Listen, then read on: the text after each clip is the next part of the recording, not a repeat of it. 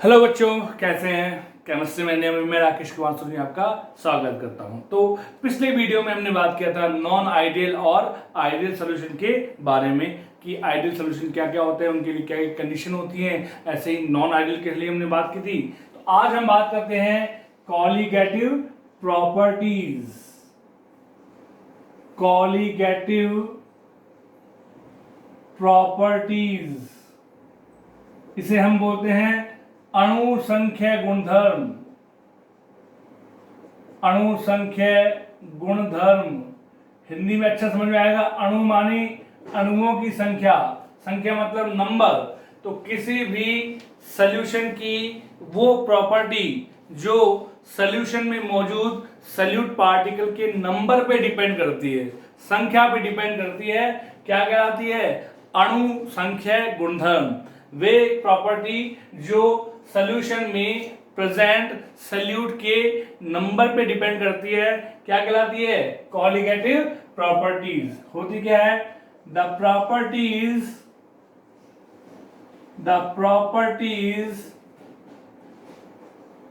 which depends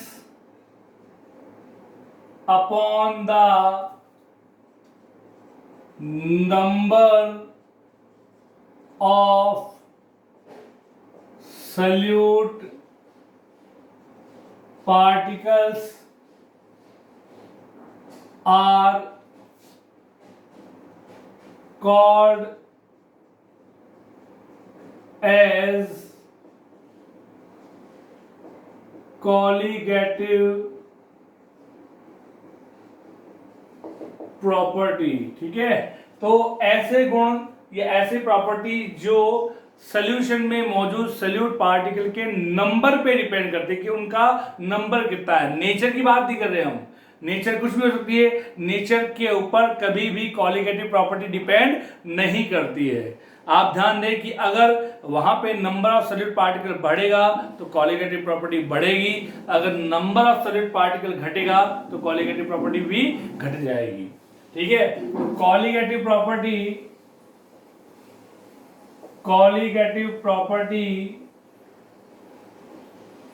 is directly proportional number of solute particles inversely proportional molar mass of solute। ये relation ध्यान रखें कि number of solute particle बढ़ेगा कब? जब नंबर ऑफ सॉल्यूट पार्टिकल बढ़ेगा तो कॉलीगेटिव प्रॉपर्टी बढ़ेगी। किसी सॉल्यूशन में कॉलीगेटिव प्रॉपर्टी जितनी ज्यादा, सॉल्यूशन में ऑब्जर्व्ड मोलर मास जो है वो उतना ही कम हो जाएगा। समझ आई बात? देख सकते हैं ये बढ़ेगा तो ये भी बढ़ेगा, लेकिन अगर ये बढ़ रहा है तो ये कम हो जाएगा। या फिर ये कह सकते हैं कि number of solute particle increase हो रहा है तो मोलर मास जो है सॉल्यूट का सॉल्यूशन में जो दिख रहा है वो दिखेगा कौन? ऑब्जर्व। तो जो ऑब्जर्व्ड मोलर मास है वो थ्योरेटिकल मोलर मास से कम हो जाएगा। क्लियर है आपका? तो 4 टाइप्स होती है कॉलीगेटिव प्रॉपर्टी, 4 प्रकार की। पहली relative lowering in vapor pressure। relative lowering in vapor pressure short में हम इसको बोलते हैं RLVP। दूसरा second elevation in boiling point, elevation in boiling point. तीसरा third depression in freezing point. और last and final fourth osmotic pressure, परासरण दाब। तो किसी भी सॉल्यूशन की 4 कॉलीगेटिव प्रॉपर्टी कौन कौन सी होती है? पहली relative lowering in vapour pressure, दूसरी एलिवेशन इन बॉइलिंग पॉइंट, तीसरी डिप्रेशन इन फ्रीजिंग पॉइंट और चौथा ऑस्मोटिक प्रेशर। समझ गई बात? आप ये ध्यान रखें कि ऐसी प्रॉपर्टी जो सॉल्यूशन में मौजूद नंबर ऑफ सॉल्यूट पार्टिकल पे डिपेंड करती हैं क्या कहलाएंगी, कॉलिगेटिव प्रॉपर्टी। कुछ एग्जांपल देखते हैं। फॉर एग्जांपल हमारे पास सॉल्यूट पार्टिकल कौन कौन से हैं? सॉल्यूट पार्टिकल हो सकते हैं या तो ग्लूकोज हो सकता है, ग्लूकोज, सुक्रोज, यूरिया। ये तीनों जो सब्सटेंस हैं वो कैसे सब्सटेंस है? ऐसे जिनको अगर सॉल्वेंट जैसे वाटर की बात करें तो वाटर में डिसॉल्व किया जाएगा तो ये ना तो टूटेंगे और ना ही जुड़ेंगे, नाइदर डिसोसिएट नॉर एसोसिएट। तो यहाँ डिसॉल्व करने से पहले भी नंबर ऑफ पार्टिकल एक ही है और डिसॉल्व करने के बाद में भी सॉल्यूशन में जो ऑब्जर्व पार्टिकल दिखेंगे वो भी कितना दिखेगा, एक ही दिखेगा। इट मींस जो सॉलिड पार्टिकल का जो नंबर है वो सेम रहेगा, तो कॉलिगेटिव प्रॉपर्टी ना तो बढ़ेगी ना ही कम होगी। आपको बस समझ आई बात? तो यहाँ पे नंबर ऑफ पार्टिकल सेम रहता है। कुछ पार्टिकल ऐसे होते हैं जिनको सॉल्वेंट में डालने पर वो सिंपल आयंस में ब्रेक डाउन होते हैं, जिनको हम बोलते हैं इलेक्ट्रोलाइट। जैसे हमने बात की है NaCl। अगर NaCl को मैं वाटर में डिसॉल्व करता हूं, it will dissociate in Na plus and Cl minus. तो बिफोर सोल्यूशन कितना पार्टिकल दिख रहा है आपको? एक पार्टिकल दिख रहा है। और इन सोल्यूशन कितने पार्टिकल हो गए? दो पार्टिकल हो गए। तो कॉलिगेटिव प्रॉपर्टी क्या हो गया आपके? Number of solid particle increase हो गया, तो कॉलिगेटिव प्रॉपर्टी भी इंक्रीज हो जाएगी। तो मोलर मास क्या होगा? इसका ऑब्जर्व मोलर मास जो है वो थ्योरेटिकल मोलर मास से कम हो जाएगा। और देखिए MgCl2, इसकी बात करते हैं क्या होगा? Mg+2 plus 2 of Cl minus. यहाँ कितने पार्टिकल मिल रहे हैं? 3 पार्टिकल। तो कॉलिगेटिव प्रॉपर्टी क्या होगी? और इंक्रीज हो जाएगी। ठीक है। लेकिन अगर बात करें कार्बोक्सिलिक एसिड C6H5COOH, अगर बेंजीन में बात करें तो इनके दो मॉलिक्यूल आपस में जुड़ जाएंगे, क्या बना लेगा? C6H5COOH का होल ट्वाइस। क्या बन गया? डाइमर। अगर आपको याद हो तो जब मैंने फॉर्मूले पढ़ाई थी तो मैंने बताया था ग्राम फॉर्मूला मास। तो यहाँ फॉर्मूले में कितने आ रहे हैं? 2 आ रहे हैं अभी बस। ठीक है। तो यहाँ पे नंबर ऑफ सॉलिड पार्टिकल पहले 2 था, अब कितना हो गया? 1 ही हो गया। तो number of solid particle decrease हो रहा है तो कॉलिगेटिव प्रॉपर्टी क्या होगी? डिक्रीज होगी। कॉलिगेटिव प्रॉपर्टी डिक्रीज हो रही है तो मोलर मास होगा, ऑब्जर्व मोलर मास होगा वो थ्योरेटिकल मोलर मास से जस्ट डबल हो जाएगा। तो कहने का मतलब ये है कि अगर सल्यूट को आप किसी सॉल्वेंट में डाल रहे हैं तो वो या तो डिक्रीज या तो वो डिसोसिएट होगा या फिर एसोसिएट। अगर डिसोसिएट हो रहा है तो नंबर ऑफ पार्टिकल बढ़ेंगे और अगर एसोसिएट हो रहा है तो वो नंबर ऑफ पार्टिकल कम हो जाएंगे। तो इस कंडीशन में कॉलिगेटिव प्रॉपर्टी बढ़ेगी या फिर घट जाएगी। लेकिन अगर किसी सल्यूट को जैसे ग्लूकोज, सुक्रोज, फ्रक्टोज, आपका यूरिया, तो इनको अगर हम वाटर में डिसॉल्व करें तो ये ना तो टूटते हैं और ना ही ये जुड़ते हैं। इट मींस इनका जो नंबर है बिफोर सॉल्यूशन और आफ्टर सॉल्यूशन क्या रहता है? सेम। तो ऐसे सल्यूट के मोलर मास भी क्या होंगे? चेंज ही नहीं होंगे। तो थ्योरेटिकल मोलर मास और ऑब्जर्व मोलर मास क्या होता है? सेम होते हैं। समझ आई बात? यहां तक की बात ठीक है। तो अब हम स्टार्ट करेंगे relative lowering in vapour pressure.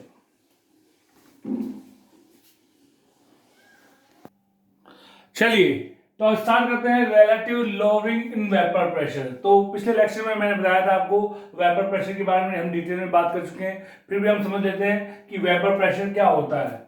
Vapour pressure, vapour pressure, तो वेपर प्रेशर क्या होता है? The pressure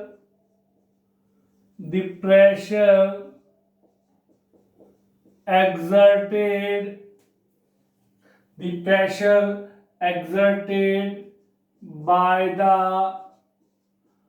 vapor molecule, the pressure exerted by the vapor molecule on the surface of liquid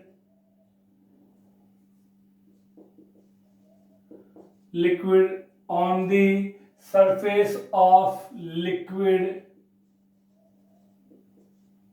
at equilibrium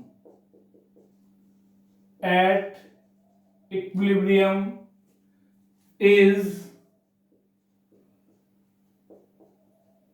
called as vapor pressure। तो equilibrium पे जब कभी भी आप किसी लिक्विड वोलेटाइल लिक्विड को गर्म करते हैं क्लोज कंटेनर में, तो इक्विलिब्रियम पर जो वेपर मॉलिक्यूल है लिक्विड की सरफेस पे जो प्रेशर लगाती है उस प्रेशर को बोलते हैं वेपर प्रेशर। समझ आएगी बात। अब हम बात करें इसके राउल्ट्स लॉ की। देखिए राउल्ट्स लॉ क्या कहता है कि मान लीजिए कि कोई कंपोनेंट है, कोई मिक्सचर है, उसमें दो कंपोनेंट है ए और बी, ठीक है। तो PS total pressure of mixture या सोल्यूशन, मिक्सचर बोल दो या सोल्यूशन बोल दो, वो होता है PS बराबर क्या होगा, PA प्लस PB, यस और नो। तो PS is equal to PA not XA plus PB not XB, हाँ है ना। अब हम बात करें किस मिक्सचर की, जिसमें जो सल्यूट है वो कैसा है, नॉन वोलेटाइल है आपका। तो B is equal to non volatile component या नॉन वोलेटाइल सल्यूट। जब नॉन वोलेटाइल है इट मींस जे वेपराइज नहीं होगा, वेपराइज नहीं होगा तो इसकी वेपर नहीं बनेगी, वेपर नहीं बनेगी तो इसका कोई वेपर प्रेशर भी नहीं आएगा। तो PB is equal to PB not XB is equal to 0। ये वैल्यू हमें 0 करनी है, ठीक है। तो ये वैल्यू उठा के हम यहां रखें, तो PS बराबर PA नॉट XA, ये हमारे पास आ गया। इसको सपोज हम बात करें इक्वेशन नंबर 1, इसको हमने इक्वेशन नंबर 2, तो इसको देते हैं हम इक्वेशन नंबर 3। आ गई बात समझे। अब हम जानते हैं कि XA प्लस XB कितना होता है 1, XA बराबर 1 माइनस XB, हाँ या ना। इक्वेशन नंबर 4, ये वैल्यू उठा के आप यहाँ रखो, PS बराबर PA not 1 minus XB, multiply करें PS vapour pressure of solution is equal to PA not vapour pressure of pure solvent minus PA not XB, yes और नो। तो इसको मैं ऐसे लिख सकता हूँ कैसे, PA नॉट XB, ये माइनस का था, इसको ले लिखा है तो प्लस का हो गया, इज इक्वल टू ये प्लस का इधर आएगा तो माइनस का, PA नॉट माइनस PS, देख सकते हैं PS क्या है, vapour pressure of solution, minus आ रहा है। इट मींस जब कभी भी किसी प्योर सॉल्वेंट में कोई नॉन वोलेटाइल सॉल्यूट ऐड करते हैं तो सॉल्यूशन का वेपर प्रेशर प्योर सॉल्वेंट से कम हो जाता है, दिख रहा है आपको। और इस कमी को हम बोलते हैं लोअरिंग इन वेपर प्रेशर। अब आप बोलोगे सर आप तो हमें बोल रहे हैं रिलेटिव लोअरिंग। अब इस लोअरिंग इन वेपर प्रेशर को हम इनिशियल वेपर प्रेशर जो प्योर सॉल्वेंट का है उससे कंपेयर कर देंगे, तो क्या निकल के आएगा, देखिए ये N2 में है तो XB बराबर कितना हो जाएगा, PA not minus PS upon PA not. इसे हम बोलते हैं relative lowering in vapour pressure. देख सकते हैं relative lowering in vapour pressure जो कि एक कॉलिगेटिव प्रॉपर्टी है, किस पे डिपेंड कर रही है, XB क्या है, mole fraction of solute. It means mole fraction मतलब number of particle of solute. तो जितना ज्यादा सॉल्यूट होगा या कह सकते हैं जितना सॉल्यूट का मोल फ्रैक्शन होगा relative lowering in vapour pressure उतनी ही ज्यादा हो जाएगी। मतलब सॉल्यूशन का जो वेपर प्रेशर आएगा, जो ऑब्जर्व वेपर प्रेशर है वो थ्योरेटिकल वेपर प्रेशर से थोड़ा सा कम हो जाएगा। यही बात है आपका। तो यही राउल्ट लॉ था। अब देखिए हमारे पास क्या है, PA not minus PS upon PA not is equal to XB, और ये है mole fraction of solute, yes और नो। अब मोल फ्रैक्शन जो है आपका XB कैसे निकालोगे आप, moles of B moles of solute upon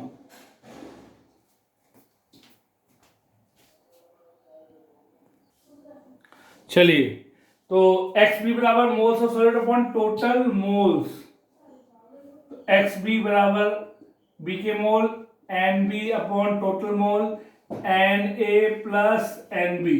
तो ये वैल्यू हम याद रखें, तो P A not minus P S upon P A not बराबर N B upon N A plus N B. अब सोच के देखो, जब आप सोल्यूशन बनाएंगे तो सल्यूट, अगर हम बात करें कि शिकंजी हम बनाते हैं, 1 लीटर अगर शिकंजी बनानी हो तो वहां पानी कितना होता है, सॉल्वेंट, पानी कैसा आपका सॉल्वेंट है, तो पानी कितना आपने 1000 ml ले लिया। चीनी कितनी ऐड करते हैं उसमें, चीनी हम ऐड करते हैं 100 ग्राम या 50 ग्राम, तो 50 ग्राम जो है वो 1000 ml की कंपेरिजन में बहुत ज्यादा छोटी है। तो in solution N B is very less than N A. ये जो बी के मोल हैं वो ए के मोल की कंपैरिजन में बहुत ज्यादा कम होंगे, तो हम N A plus N B को अप्रोक्स इक्वल टू क्या लिख सकते हैं, एन ए लिख सकते हैं। तो वैल्यू क्या हो गया, P A not minus P S upon P A not is equal to N B upon N A. N B moles of solute, N A moles of solvent, N B moles of solute और N A moles of solvent. ठीक है, फिर N A और N B निकालना आपको सिखाया था मैंने आपको। एन बी क्या होता है, W B upon M B, और एन ए क्या होता है बेटा, W A upon N A. ये वैल्यू आप यहां पुट करें तो P A not minus P S upon P A not is equal to N B की जगह पे W B upon M B, ऐसे ही एन ए की जगह पे W A upon M A. हाँ या ना, तो यहां से आप क्या निकाल सकते हैं, सल्यूट का मोलर मास निकाल सकते हैं। तो देखिए यहां पे molar mass of solute, MB को बाहर निकालो। जैसे हमने एमबी को बाहर निकाला, क्या आ गया आपका, पी ए नॉट ऊपर upon P A not minus P S into W B into M A upon W A. इस फॉर्मूले का यूज करते हुए हम मोलर मास ऑफ सॉल्यूट निकाल सकते हैं। पी ए नॉट वो क्या है, vapour pressure of pure solvent, pure solvent. P S क्या है, वेपर प्रेशर ऑफ सॉल्यूशन। ठीक है, डब्ल्यू बी क्या है, mass of solute. W A क्या है, मास ऑफ सॉल्वेंट। और एम ए क्या है, मोलर मास ऑफ सॉल्वेंट। ठीक है बेटा, कर सकते हैं। तो ये थी आपकी relative lowering in vapour pressure. अब इसके कुछ न्यूमेरिकल्स करेंगे, पहले देख लीजिए इसको।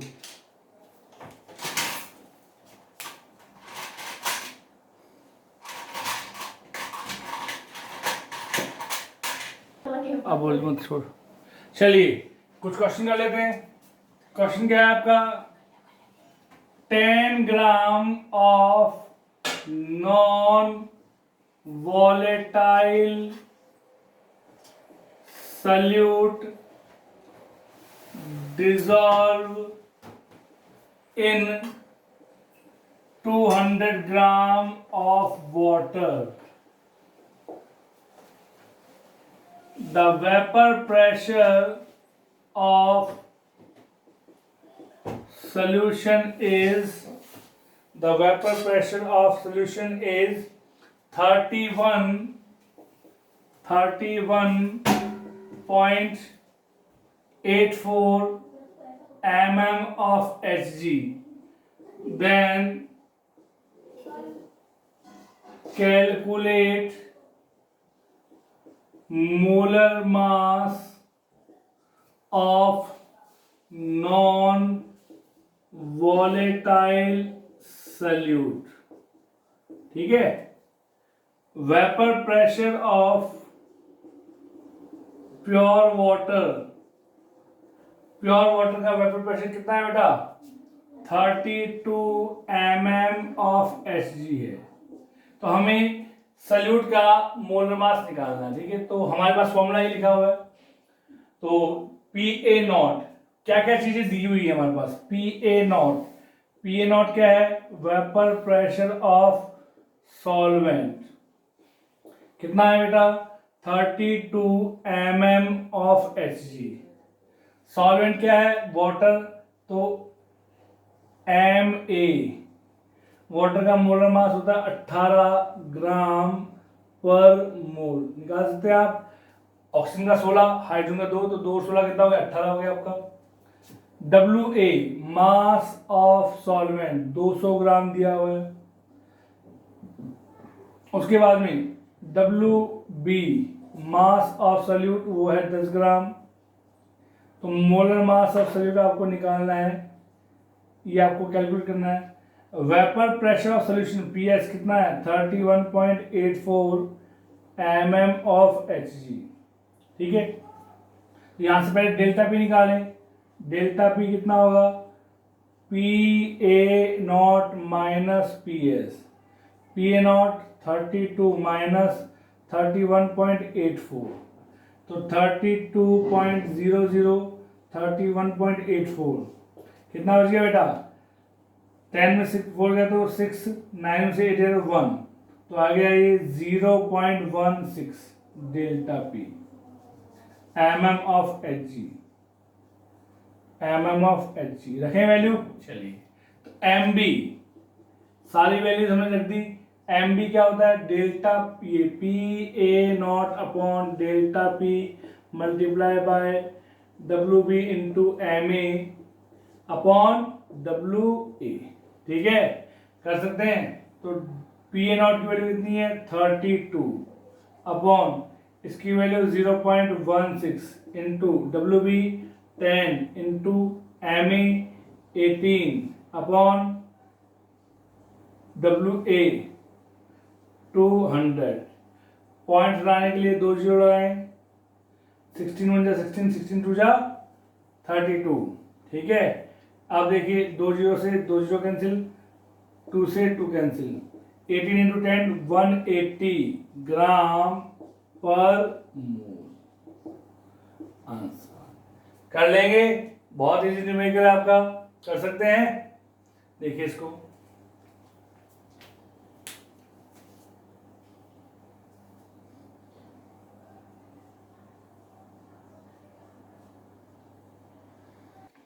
चलिए, तो अब वाला जो क्वेश्चन है वो क्या है, 18 gram of a non volatile solute जिसका मोलर मास दिया हुआ 180 gram per mole is dissolve in 100 gram of water, calculate vapour pressure of solution if the vapour pressure of pure water is 17.5 mm of Hg at 20 degree Celsius. अब यहाँ पे हमसे क्या पूछा है, वेपर प्रेशर ऑफ सॉल्यूशन पूछा हमसे, ठीक है। तो देखिए Vp of solvent, solvent water है, तो PA नॉट बराबर 17.5 mm Hg, ठीक है। WB कितना ग्राम, 18 ग्राम। उसके बाद में MB कितना, 180 ग्राम। WA कितना, 100 ग्राम। और MA कितना, 18 ग्राम पर मोल। तो PS आपको कैलकुलेट करना है, निकाल लेंगे। तो यूज कौन सा करेंगे, इक्वेशन ये वाला यूज करेंगे। तो PA not minus PS upon PA not is equal to WB into MA upon MB into WA। पहले रखिए PA नॉट कितना है 17.5 माइनस PS हमें निकालना है 17.5 इज इक्वल टू WB कितना 18 इंटू ME वाटर का 18, MB कितना 180 इंटू WA 100 हो गया। अब जो कैंसिल उसको कैंसिल कर दो तो 18 से 18 कितना बच गया 10 बच गया आपका, ठीक है। और 2 5 ज़ा 10 एंड 2 9 ज़ा 18, फिर 5 से काट दो 5 3 ज़ा 15 बच गया कितना 2 5 5 ज़ा 25। तो कैलकुलेशन आ गया आपके पास 17.5 minus PS upon 3.5 is equal to 9 upon कितना 100।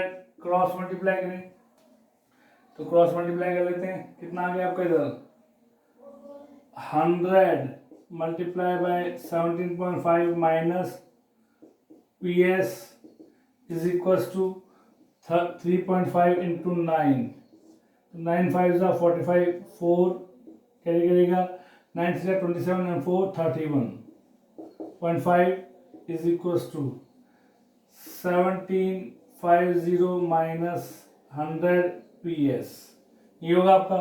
अब देखिए 100 PS है, माइनस का इसको इधर लेके आए, प्लस का हो जाएगा, ये प्लस का इसको इधर लेके आए, तो 100 PS is equal to 1750 minus 31.5। तो 1750 में से माइनस करें आप कितना 31.5, 50, 9 में से 1 गया तो 8, ठीक है, 9 में से 1 गया तो 8, 4 में से 3 गया तो 1, फिर यहाँ पे कितना बच गया आपका 7 और ये 1, तो 100 PS बराबर कितना आ रहा है 1718.5।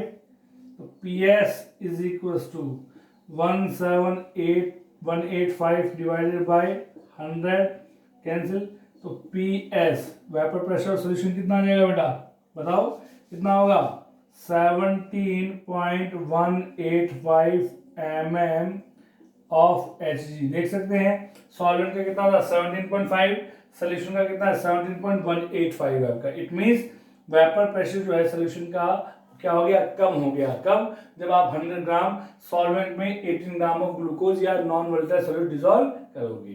तो this is all about relative logging in vapour pressure. और भी प्रॉब्लम्स है आपकी तो आप अपनी एनसीईआरटीज की जो प्रॉब्लम्स है वो कीजिए, और कोई दूसरी जो टेक्स्ट बुक है चाहे आपकी जो कॉम्प्रिहेंसिव बुक हो आपके प्रीवियस हो तो आप सारे क्वेश्चन कीजिए।